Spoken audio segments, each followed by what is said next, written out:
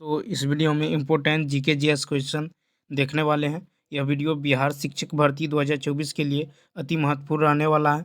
तो चलिए देखते हैं क्वेश्चन नंबर फर्स्ट से। क्वेश्चन नंबर फर्स्ट है कि सविनय अवज्ञा आंदोलन जो है निम्नलिखित में से किस एक के साथ शुरू हुआ। तो देखिए इसका जो राइट आंसर होगा ये होगा डी ऑप्शन, यानी नमक सत्याग्रह। क्या होगा? नमक सत्याग्रह।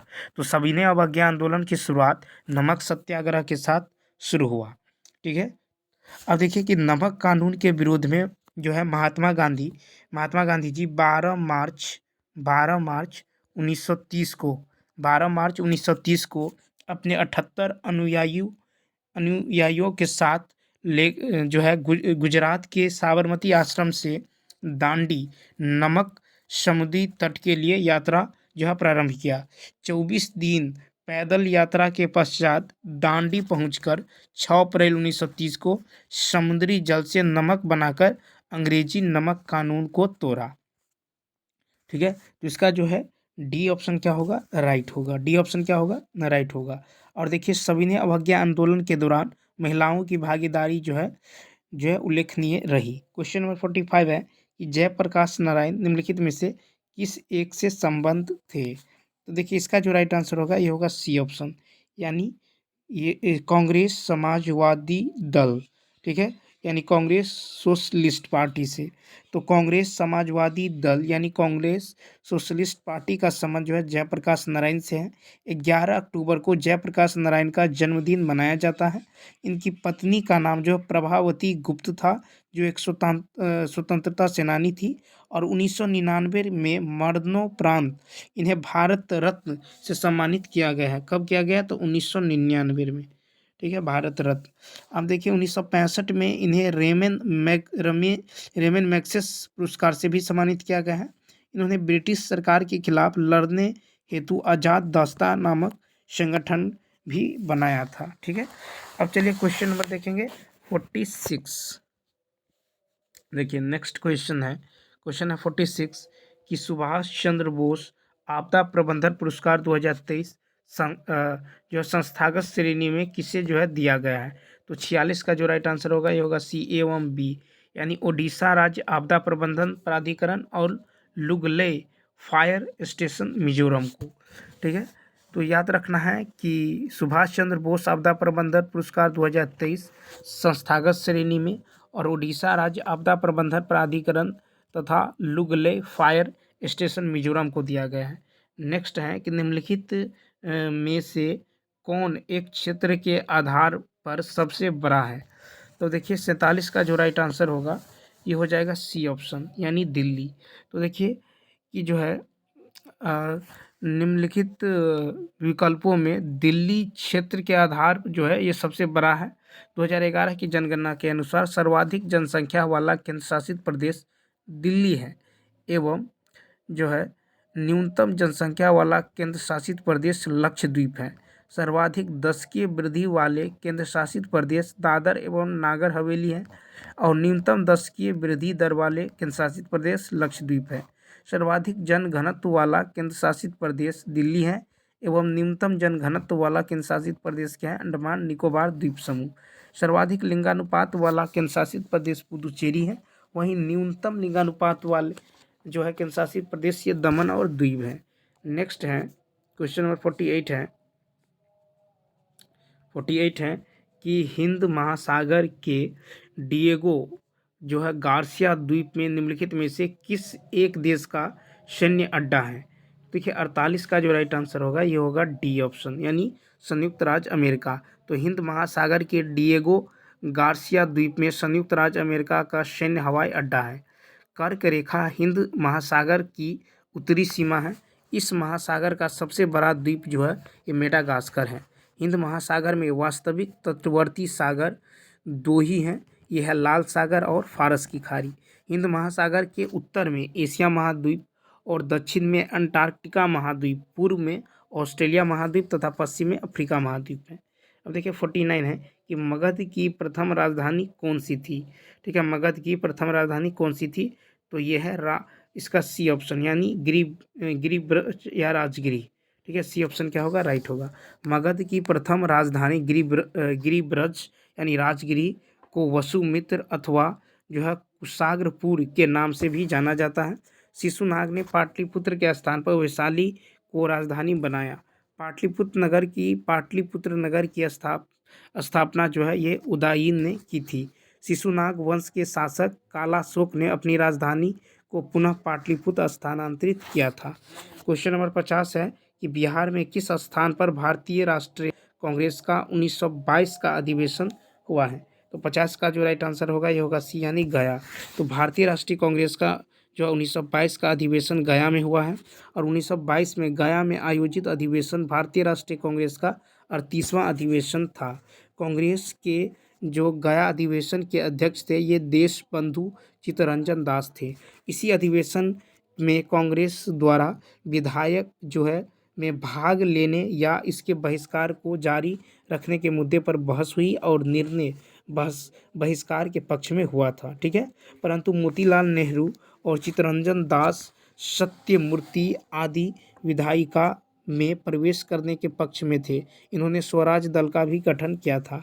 स्वराज पार्टी की स्थापना 1923 में इलाहाबाद में किया गया था। Question number 51। देखिए क्वेश्चन नंबर 51 है कि वायु की जो क्षैतिज गति में होने वाले ऊष्मा के अंतरण को क्या कहते हैं। तो 51 का जो राइट आंसर होगा ये होगा ए ऑप्शन यानी अभिवहन। तो वायु की क्षैतिज गति के कारण होने वाले ऊष्मा के अंतरण को अभिवहन कहते हैं। अभिवहन के अलावे ऊष्मा के अंतरता की अन्य 3 प्रमुख विधियां हैं जैसे चालन, संवहन एवं विकिरण। ठीक है, अब देखिए कि सभी धातुएं जो है तथा पाराचालन द्वारा ही गर्म होती हैं। ठीक है, गर्म होती हैं। वहीं संवहन में ऊष्मा का संचरण वस्तु के कणों के स्वयं स्थानांतरण से होता है। क्वेश्चन नंबर नेक्स्ट है कि आयनीकरण ऊर्जा के आवर्ती रुझानों के आधार पर किस तत्व में सर्वाधिक आयनीकरण ऊर्जा होती है। इसका जो राइट आंसर होगा ये होगा ए हीलियम। हीलियम तत्व में सर्वाधिक आयनीकरण ऊर्जा होती है। आयनन ऊर्जा को इलेक्ट्रॉन वोल्ट में या जूल प्रति मोल में व्यक्त किया जाता है। ठीक है, अब देखिए क्वेश्चन नंबर देखेंगे 53। मानव के कुल रक्त आयतन में प्लाज्मा का प्रतिशत लगभग कितना है। तो देखिए 53 का जो राइट आंसर होगा ये होगा सी ऑप्शन यानी 55। तो मानव के कुल रक्त आयतन में प्लाज्मा का जो भाग है ये लगभग 55% है और तथा शेष 45% रुधिर जो है कणिकाएं हैं। ठीक है, अब देखिए क्वेश्चन नंबर जो है 54 है कि जीवाणु यानी बैक्टीरिया कौन सी बीमारी पैदा करने वाले जीव हैं। तो देखिए 54 का जो राइट आंसर होगा ये होगा डी ऑप्शन। क्या होगा, 54 का जो राइट आंसर होगा ये होगा डी ऑप्शन यानी यक्षमा यानी तपेदिक। तो यक्षमा जो है बीमारी जीवाणु के द्वारा होता है और जीवाणु के द्वारा होने वाला ये रोग है डिप्थीरिया, प्लेग, सिफिलिस, टिटेनस, काली खांसी, कोड, टाइफाइड, निमोनिया एवं हैजा। ठीक है, एड्स विषाणु के द्वारा होने वाले रोग हैं। मलेरिया प्रोटोजोआ से होने वाला रोग है। 6 रोग जो है ये माइकोबैक्टीरियम ट्यूबरकुलोसिस जीवाणु के द्वारा होता है। क्वेश्चन नंबर 55 है कि काला जार ज्वर का संचरण होता है। तो 55 का राइट आंसर सी यानी सिकता मक्खी के काटने से। तो काला ज्वार का संचरण जो है सिकता मक्खी के काटने से होता है। ठीक है, इस रोग से प्रभावित जो अंग है ये प्लीहा यानी तिल्ली है। इसके अतिरिक्त जो है अस्थि मज्जा भी प्रभावित हो जाता है। मलेरिया मादा एनोफ्लीज मच्छर से फैलता है। इसके लिए प्लाज्मोडियम प्रोटोजोआ जिम्मेदार है। सोने की बीमारी जो है निंद्रा रोग का वाहक सीसी मक्खी है और इसके लिए जिम्मेदार जो है ये प्रोटोजोआ ट्रिपनोसोमा है। ठीक है, क्वेश्चन नंबर देखिए 56। देखिए क्वेश्चन नंबर 56 है। क्वेश्चन नंबर 56 है कि भारी मोटर वाहनों के लिए डीजल तेल जो है अधिक पसंद किया जाता है क्योंकि। तो देखिए 56 का जो राइट आंसर होगा ये होगा सी यानी उसमें अधिक क्षमता होती है और उससे ईंधन की बचत होती है। तो भारी मोटर वाहनों के लिए डीजल तेल अधिक पसंद किया जाता है क्योंकि इसमें अधिक क्षमता होती है और इससे ईंधन की बचत होती है। डीजल ईंधन का प्रयोग प्रायः सभी वाहनों तथा ताप ज्वलित यानी संपीडित वायु में जो है उड़ेलने से हुए स्वतः दहन ऊर्जा में इस्तेमाल किया जाता है। डीजल ईंधन पेट्रोल ईंधन की अपेक्षाकृत अधिक प्रदूषण उत्पन्न करता है। ठीक है, अब चलिए देखते हैं क्वेश्चन नंबर 57। 57 है कि जब लोहे में जंग लगता है तब उसका भार क्या होता है? तो देखिए उसका भार जो है बढ़ता है। तो जब लोहे में जंग लगता है तो उसका भार बढ़ता है। लोहे में जंग लगना एक रासायनिक परिवर्तन है। लोहे में जंग लगने से बना पदार्थ फेरिक ऑक्साइड है।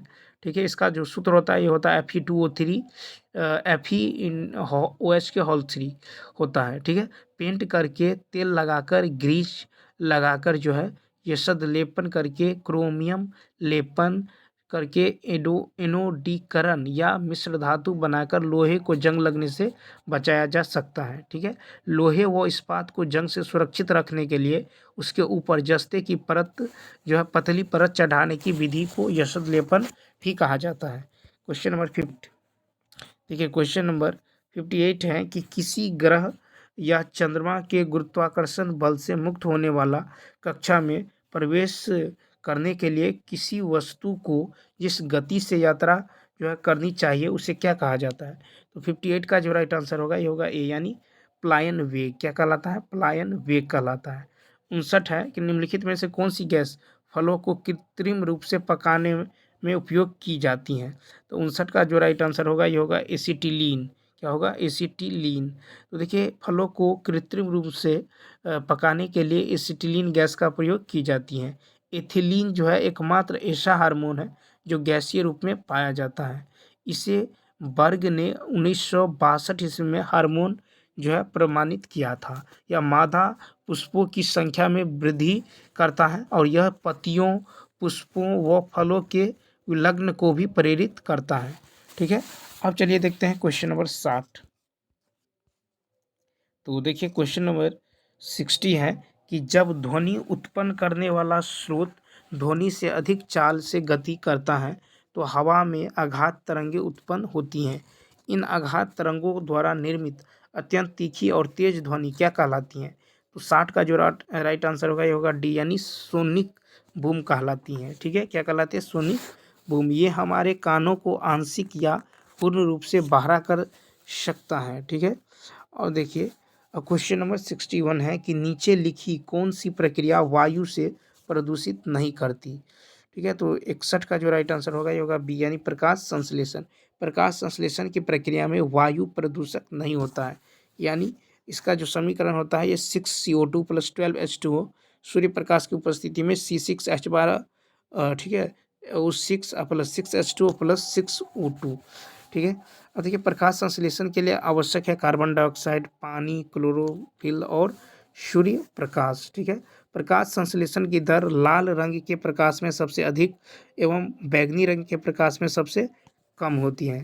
ठीक है, प्रकाश संश्लेषण की क्रिया एक जो है अपचयन की प्रक्रिया अभिक्रिया है। ठीक है, अभिक्रिया है। प्रकाश पौधों में जल प्रकाश और पर्णहरित तथा कार्बन डाइऑक्साइड की उपस्थिति में कार्बोहाइड्रेट के निर्माण को प्रकाश संश्लेषण कहते हैं। ठीक है, अब क्वेश्चन नंबर देखेंगे 62।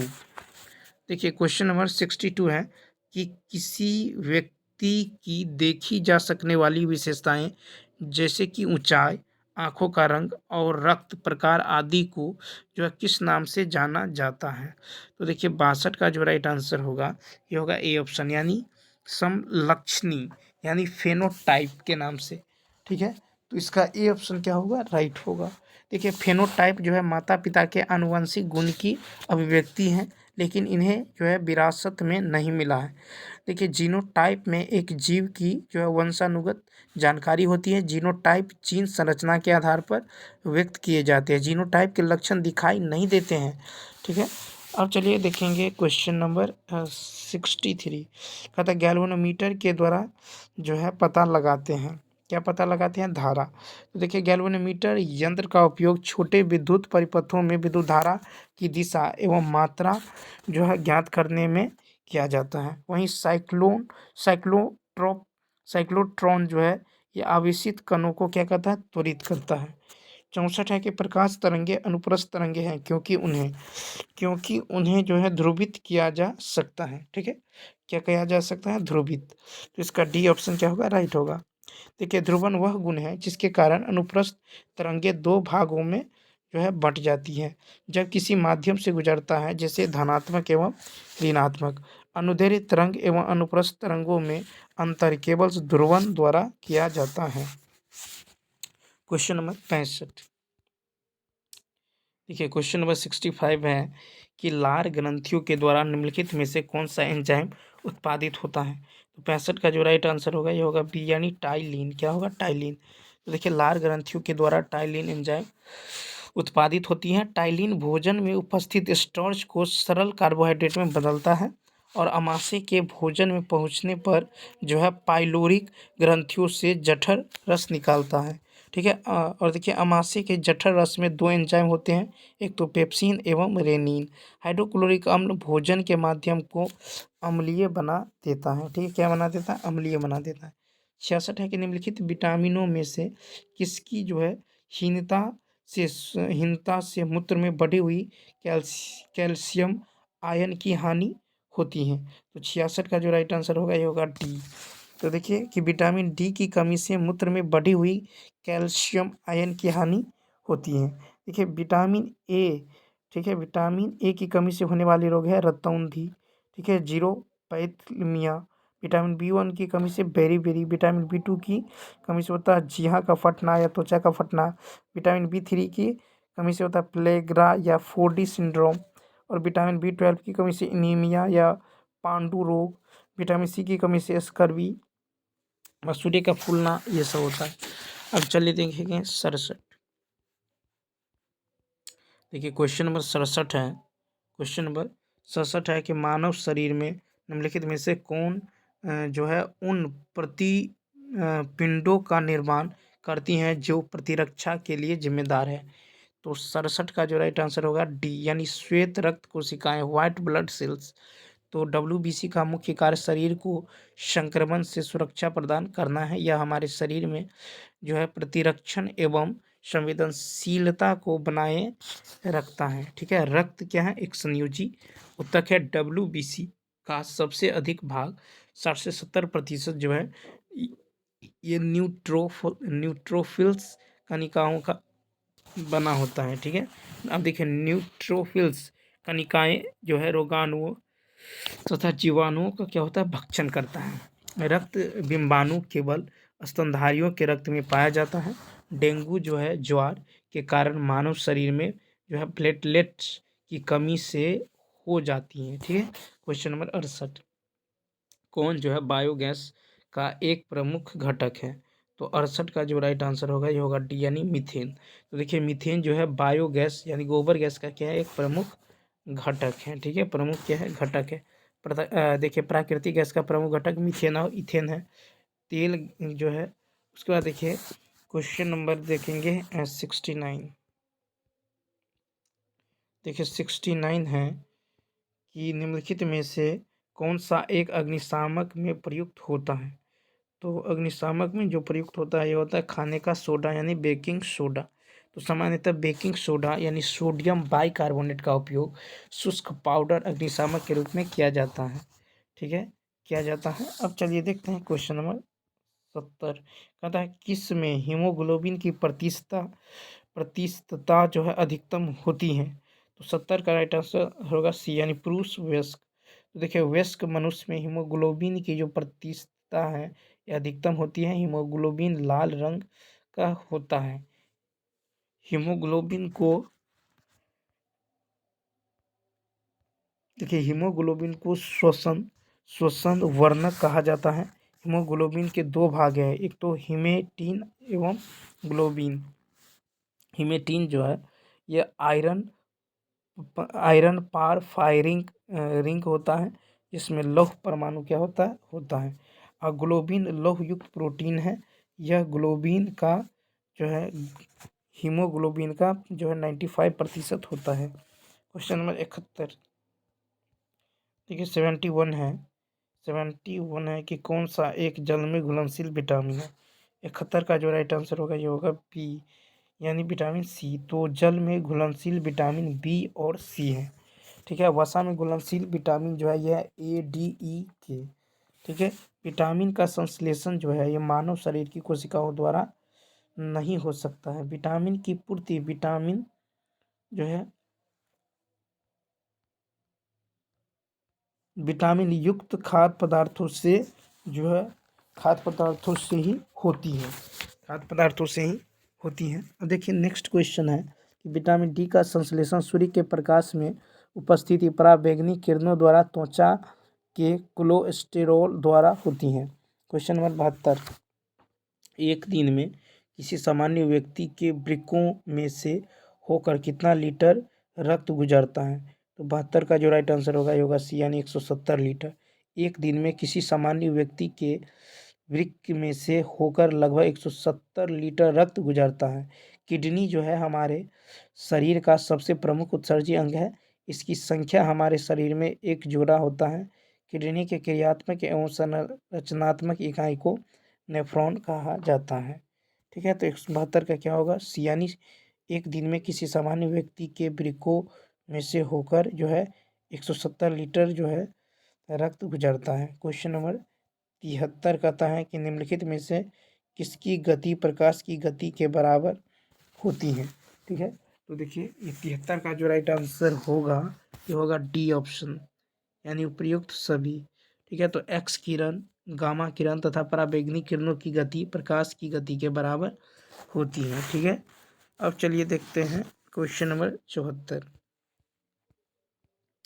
ठीक है, क्वेश्चन नंबर 74 है कि यदि F1, F2 और F3 क्रमशः हीरा, कांच और जल में में प्रकाश की आवृत्तियां हैं तो निम्नलिखित में से कौन सा जो है एक सही है? 74 का जो राइट आंसर होगा ये होगा बी ऑप्शन।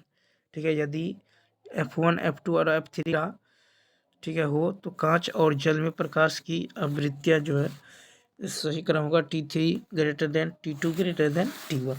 अब चलिए क्वेश्चन नंबर 75 कहता है कि कौन सी जो है वस्तु जो है ऊष्मागतिकी के सिद्धांत पर कार्य करता है? तो देखिए 75 का राइट आंसर होगा डी यानी स्टीम आयरन। तो स्टीम आयरन जो है वस्तु जो है ऊष्मागतिकी के सिद्धांत पर कार्य करते हैं।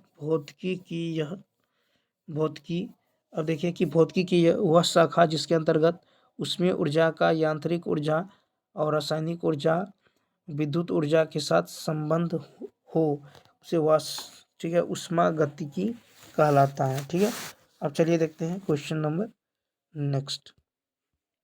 देखिए अब यहाँ से जो है मैथ का क्वेश्चन क्या होता है शुरू हो जाता है। मैथ का क्वेश्चन जो है नहीं करेंगे, चलिए देखते हैं साइंस का ही क्वेश्चन कोई और। तो साइंस का क्वेश्चन यदि देखें इतना ही है। तो चलिए दोस्तों इस वीडियो में इतना ही। यदि यह वीडियो अच्छा लगा हो तो लाइक शेयर और सब्सक्राइब करना ना भूलें। चलिए मिलते हैं नेक्स्ट वीडियो में। Thanks for watching.